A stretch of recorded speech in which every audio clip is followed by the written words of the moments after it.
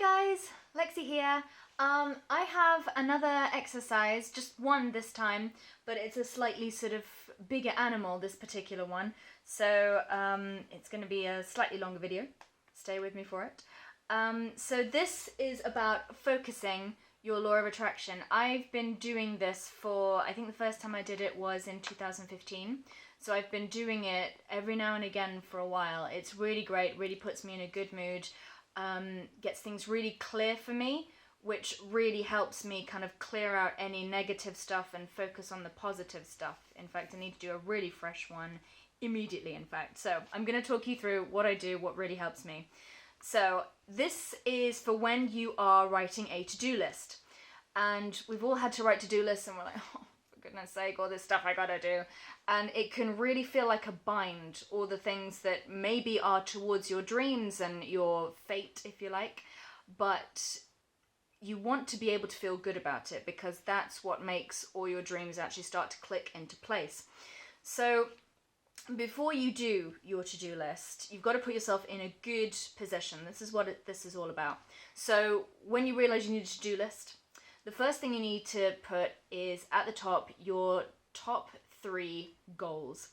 These are the goals that, you know, if you were to be lying on your deathbed, sorry to be morbid, but you'd done these 3 things in your life and you were super proud of them.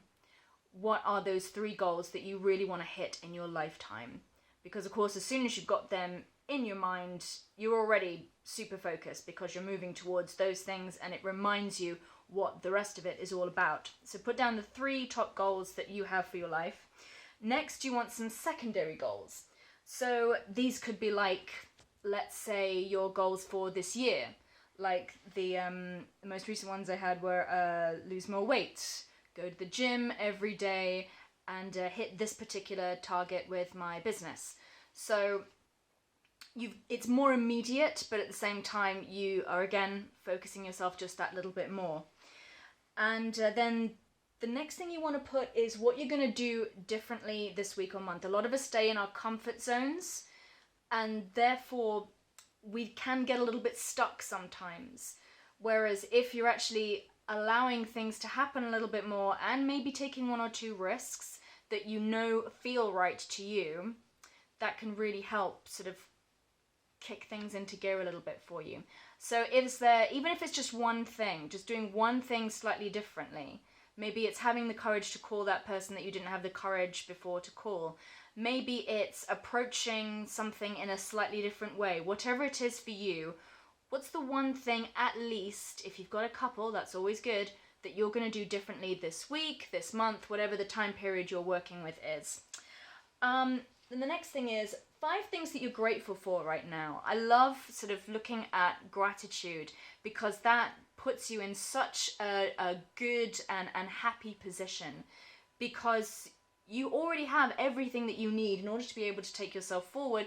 So list some of the things, at least 5, I would say, things that you're grateful for right now.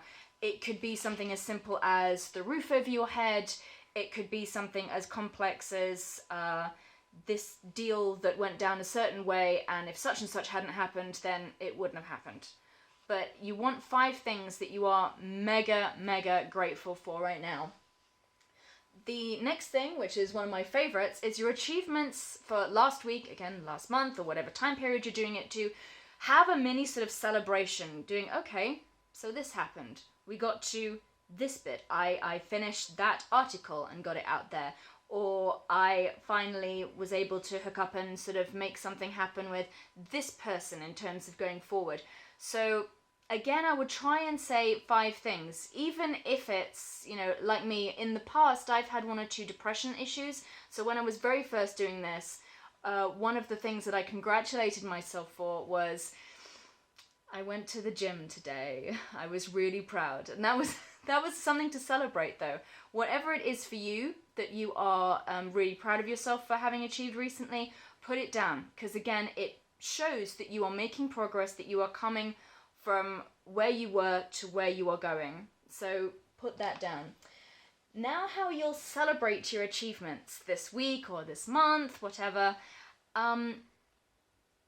this can be completely personal. You know, the one thing that I like to do sometimes is I say, okay, I'm going to take myself for a swim instead of going for the gym tomorrow. Or I'm going to go and try that coffee place down the road, and I'm going to have that big fat hot chocolate that I've been holding out for. Mine for this week is really awesome because myself and my manager literally just before we started making this video, just got all our stuff signed so we can go back to Denmark in under a month. Oh my goodness. Things with our project are really beginning to heat up, so, oh my gosh. So we're going back, so that's a nice little thing. It's a business trip, but at the same time, it's something that we really enjoyed last time. So that was definitely something that we're celebrating with. Yes, we're going away again. Number 7 is a nice little one that is nice and optional. Sometimes I do it, sometimes I don't, but it also helps you feel like you're not on this journey alone. You nominate your squad, as I like to call them. So people in your squad could be like me, my best friend and manager, my mom. My mom walked into my local newspaper recently and sort of gave them, well, there's this local actress who blah, blah, blah, and I think it's time you did an article, and that, you know, my mom is in my squad. How lovely is that? It's other people who you can go to for advice, other people who, you know, if you called up with a problem or, you know, for advice, that they would, you know, spend 5 or 10 minutes helping you. That's your squad. And as you go through, your squad will get bigger and bigger and bigger, I promise you. And lastly, possibly most important, and I think that's why I didn't do this video before, I've been meaning to for a while, but I knew something was missing. The last thing you should do just before you do your to-do list is to just take a moment. Like, I just took a moment before, like literally it was a couple of seconds where I just looked around and I was like, I'm surrounded by scripts with all this stuff that I'm doing, and I'm in my new place and everything sort of like feels all new and shiny for me. And those are the feelings that I really love. I'm surrounded by scripts because I'm finally working on stuff. I have 2 shows at the Buxton this year. I have this one show that's kind of going everywhere at the moment. I have so many events on my page. It's getting a bit insane, but I love it. I'm finally getting to where I want and need to be. And so taking a moment is quite important because it reminds you how far you've come. Even if you just spend it looking back through what you've already put, take a moment, feel the gratitude, feel the love, feel the happy, and then you write your to-do list, because whatever is on there will either, if you don't want to do it or you didn't want to do it, it'll feel like so easy in terms of the grand scheme of things, or you'll be doing it with so much more love now because you're working towards your goals, that it'll be coming from this different place. And as we all know, when you're in a good place, things happen faster for you.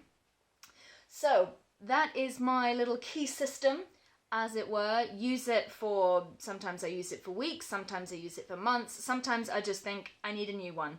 So it's, you know, it's not like it needs to be adhered to rigorously, but this is there, as with everything else that I give you, that I've had experience with, to help you. I hope it does help. Leave me some feedback, leave me some comments, whatever you like. Please do like my Facebook page. It is Lexi Wolfe official page. I have Instagram still, slightly Instagram obsessed still. I also have a Twitter. Please follow me on there. Please subscribe on here if you possibly can. That would be awesome. And I will see you around. I really hope that this does something for you. Take care, guys. Bye.